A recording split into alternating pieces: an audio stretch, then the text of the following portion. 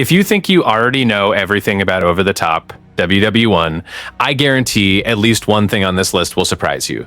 This game goes far beyond trenches and strategy maps. There is a layer of history, design decisions, and hidden details that most people breeze past without noticing. So today I've brought 10 curiosities about Over the Top, WW1, that you've probably never heard of. It could be about mechanics inspired by real events, historical references buried in the game's design, or things left out of the official marketing. Stay until the end, because I've saved the heaviest hitters for the bottom of the list. There's a promise that war games have been making for years and rarely actually fulfill, that the battlefield will change as the match progresses. Most games put a few breakable walls here and there, call it destructibility, and move on. Over the Top, WW1 isn't interested in half measures.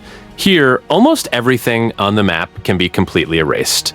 Artillery and explosives don't just cause visual damage. They level buildings, permanently alter the terrain during the match, and create craters that exist as new geographical realities for that map.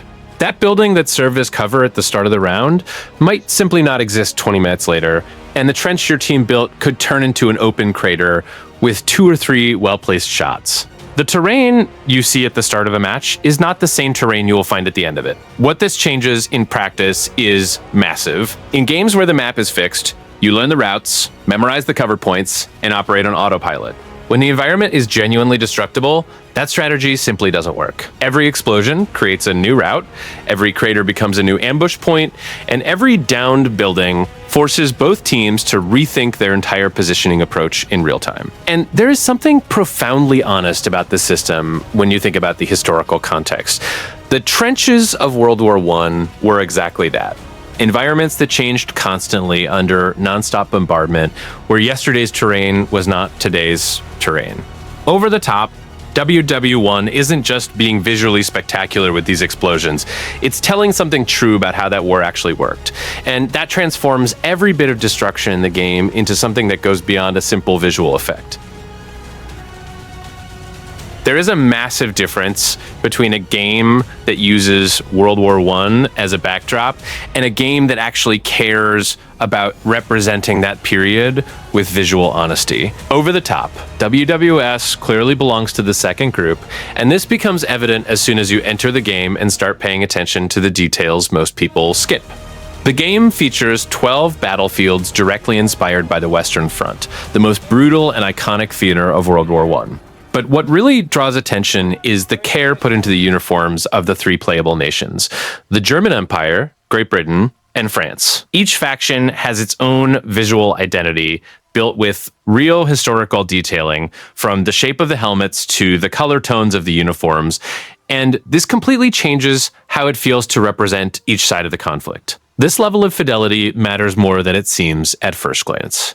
When you look at your character and recognize that the uniform has actual historical grounding, the connection to the period is different. It's unlike games that put a generic helmet on a head and call it a World War aesthetic. Here, the developers clearly did their research, and the result is that each faction communicates visually who they are before you even fire a single shot. When you place the 12 Western Front maps alongside these detailed uniforms, the full picture starts to make sense. They weren't just building gameplay arenas, they were building a representation of that conflict that respects the history behind it. In a game that has a baguette as a weapon and bagpipes as a morale buff, this commitment to visual fidelity says a lot about the balance the studio was seeking from the start.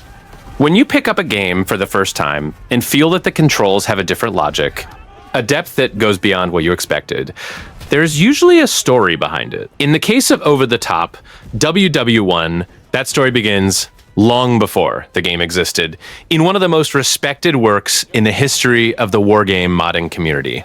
The combat system and controls of Over the Top WW1 are directly inspired by Napoleonic Wars, a mod that later became an official DLC for Mount and Blade, created by the same developers. Those who lived through that era of the modding scene know exactly what Napoleonic Wars represented. It was a project that took the Mount and Blade engine and built a historical infantry combat system so refined it became an absolute reference in the genre. It wasn't perfect, but it was honest, and the community that formed around it was fanatical.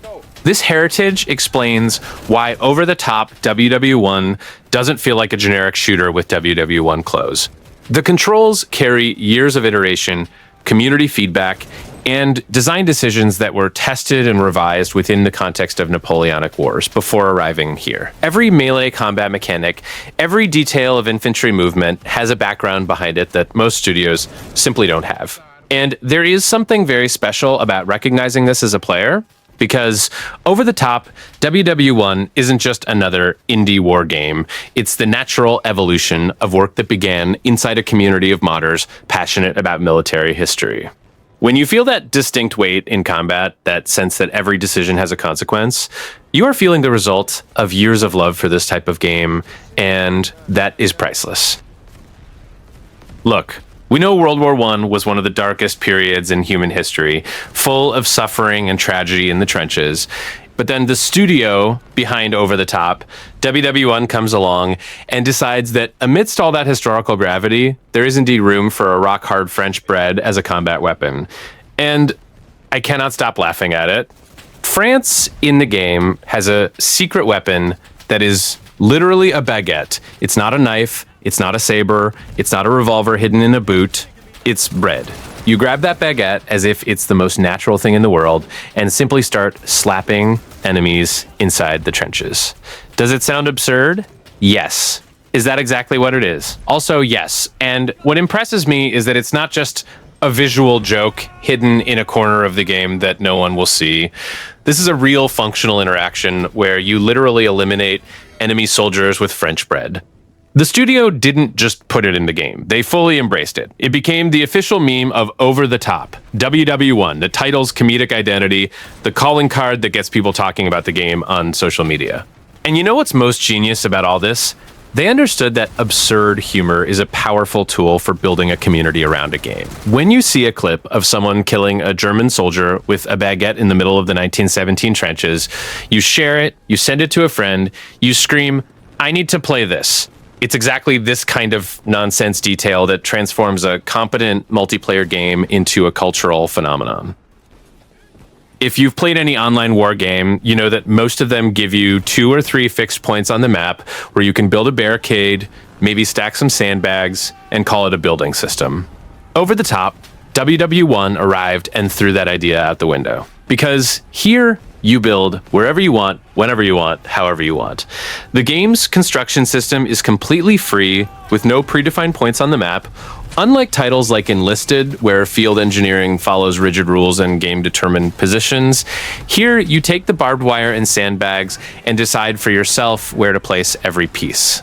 The result? Creative and chaotic players build entire labyrinths in the middle of the battlefield, creating absurd bottlenecks that completely transform the flow of each map. And that's exactly where the Minecraft of the trenches side comes into play. Because just like in Minecraft's free build servers, unrestricted human creativity will always produce something unexpected. You enter a server thinking you're going to play a classic infantry battle and find yourself facing a barbed wire corridor so labyrinthine it looks like someone spent 2 hours building a custom trap just to annoy you. What makes this genuinely brilliant from a design perspective is that every match becomes unique. No map will look the same after players get their hands on the construction system, because every team in every round makes completely different decisions about where to block and where to clear a path. This is the kind of system that creates stories, and stories are what keep people coming back to play again. Most war games treat artillery as an automatic reward. You accumulate points, press a button, and a magic bombardment falls exactly where you want it. No effort, no risk, no consequence. Over the Top, WW1 looked at that concept and decided to do the absolute opposite.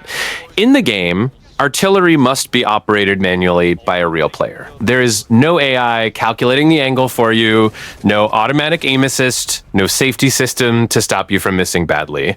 You take control of the cannon, estimate the elevation angle, and fire. If the calculation is right, you shatter the enemy line. If it's wrong, you literally annihilate your own entire team, and the game won't lift a finger to stop you. This completely changes the dynamic of a match, because now artillery isn't just a tool of destruction, it's a responsibility. Suddenly, the player operating the cannon becomes the most important and most feared character on the server at the same time. The whole team starts looking at the gunner with a mix of hope and total distrust, because any calculation error means friendly fire will wipe everyone off the map. What the studio did here was very clever. They turned an element that is usually passive into pure tension. When you hear a cannon fire in the game and you're not sure if it's ally or enemy, that split second of doubt is exactly the kind of adrenaline that no automatic system can replicate. The real chaos of a battle is precisely that.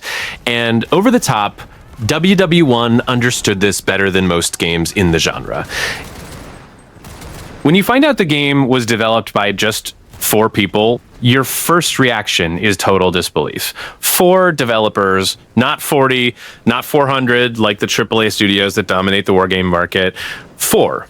And those 4 people delivered a game with support for 200 simultaneous players, 12 historical maps, dynamic weather systems, environmental destruction, and a full editor with Steam Workshop integration. Flying Squirrel Entertainment is not a new name for those who follow the historical war game scene. It's the same studio behind Battle Cry of Freedom and the Mountain Blade mods that built their reputation within an extremely demanding community. This means over the top. WW1 isn't this team's first risky bet. It's the natural continuation of an entire trajectory built on a passion for military history and honest combat design long before any major investment appeared. What genuinely impresses me about this story is what it says about development priorities. A large studio with hundreds of employees often delivers generic war games full of budget and empty of soul. 4 people who clearly love what they do delivered systems that go beyond what many AAA games in the same genre managed to build with infinitely greater resources. This isn't luck, it's the direct result of years of accumulated experience and a surgical focus on what really matters. And there's something very inspiring in this story for anyone who follows the game industry. Flying Squirrel Entertainment is living proof that team size doesn't define delivery quality, that genuine passion for a theme still produces results that money alone can't buy. When you join a 200-player match in over-the-top WW1 and feel that organized chaos of the trenches, remember that all of it was built by 4 people who simply refused to do less than what they believed was possible. Sometimes a game title is just a title, a name that sounds good, is easy to remember, and looks great on a thumbnail. And then there are titles that carry the weight of an entire history within 2 or 3 words. Over the Top is exactly the latter case, and understanding what this name means completely changes how you view every second of gameplay. Over the Top was the name given to the most brutal and iconic tactic of the First World War, the moment when commanders gave the order for soldiers to climb out of their trenches and advance through no man's land toward enemy lines. It was literally going over the top of the trench, exposed, without cover, running toward machine guns, barbed wire, and artillery. It was the order every soldier in the trenches feared more than anything else. When you play and need to leave your trench to advance on the map, that historical weight is there, present in every step. The studio didn't choose this name by accident. They chose it because they wanted every advance in the game to carry that real tension, that sense of total vulnerability that soldiers from 1914 to 1918 felt every time that order was given. The name doesn't describe a mechanic. It describes an emotion. What impresses me is the level of historical respect embedded in a seemingly simple decision like naming a game. Because when you know the origin of the term, Over the Top stops being just a catchy title and becomes a statement of intent. They aren't just making a game about World War I. They are making a game that wants you to feel, even if just for a few seconds, what it meant to be there. Most war games take their arsenal very seriously. Historically accurate rifles cataloged with precision, grenades with realistic physics, tanks with detailed technical specs. Over the Top, WW1 has all of that, and then it also puts a rock-hard baguette and a bagpipe in the same inventory, without the slightest hint of shame. And honestly, that's exactly what the game needs to be. The unusual arsenal goes far beyond a visual gag. Yes, you can strike enemies with a French baguette in the middle of a trench, and that has already been elevated to the status of the game's official meme. But there is something equally absurd and brilliant alongside it: the bagpipe, which doesn't serve to attack anyone, but rather to boost the morale of your nearby allies. You literally stop in the middle of a WW1 battle, pull out a bagpipe, and start playing to inspire your team. What fascinates me is that the bagpipe, despite being comical, has real historical roots. Scottish and Irish soldiers actually marched with bagpipes during the First World War, and the instrument was considered a symbol of morale and courage on the battlefield. The studio took a genuine historical fact, embraced the absurd side of it, and turned it into a functional game mechanic. It's smart humor, not lazy humor. In the end, this unusual arsenal says a lot about the entire game's philosophy. Over the top, WW1 doesn't want to be a serious simulation, nor does it want to be a substanceless comedy. It wants to be both at the same time. And the fact that you can swap a rifle for a baguette or a bagpipe without breaking the experience shows that the studio found a very rare balance, one where absurdity and historical respect share the same space without either destroying the other. There is one type of game that puts you on a generic map, paints everything brown, and calls it war atmosphere. And there is the type of game that looks at real history, picks specific locations, and builds each battlefield with a clear intention behind it. Over the top. WW1 belongs to the second category, and the 12 maps based on the Western Front of the First World War are the most direct proof of that. But what elevates these maps beyond simple historical recreation are the dynamic systems operating on top of them. Seasons, real-time weather, and day/night cycles are not decorative elements here. They actively change the battlefield. A trench you dominate by day becomes a completely different trap at night. Open terrain on a sunny morning transforms into a zero visibility zone in the middle of a storm. The same map never repeats the same way, and that is something very few games in the genre actually manage to deliver. And just when you think the content is generous enough, the game goes further and delivers a full map editor with total Steam Workshop integration. This means the entire community has the same tools the developers used to build the original 12 maps. Anyone can recreate historical battles not in the game, invent completely new scenarios, or reimagine the Western Front however they want. The Steam Workshop transforms over the top WW1 from a game with a set lifespan into something that can exist for years. Because when you give the community the power to create, the game never stops growing. The history of World War I has enough battles, fronts, and theaters of war to fuel creators for decades, and now the most passionate fans have the exact tools to turn that knowledge into real gameplay.